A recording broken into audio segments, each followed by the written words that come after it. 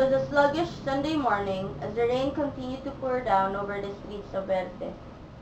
I sat on the living room couch, kept rubbing my still sleepy eyes, and turned the TV on. As I mindlessly browsed through the channels, I stopped to watch a news flash reporting the affected areas by the looming typhoon.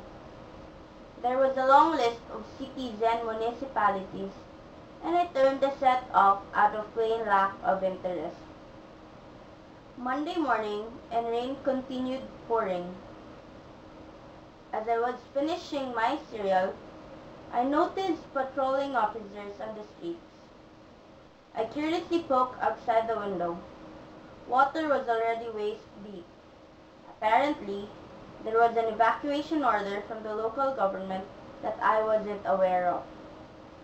The water level at Agua Dam was now at extreme levels and is still rising. A patrol officer saw me and called me out. He asked why I was still there. I ignorantly shrugged. He then gave me orders and I hastily followed. They helped me up the truck and now we were headed to the designated evacuation site. Moments later though, as the water level were way more than alarming, our truck came to a sudden halt. There was commotion in front of our truck and there appeared to be engine trouble.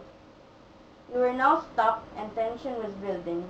Worse, all communication was down. I suddenly felt the urge to pray. I was that desperate.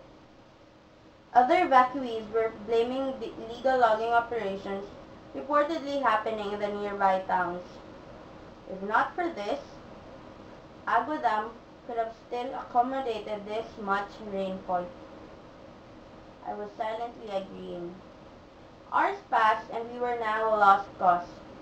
All hope seemed washed away and drowned by the rushing flood water. An officer shouted. That startled everybody. Signal was back and they were now contacting home base. His smile slowly faded as he dropped his radio. I saw his hand shaking as he turned his back.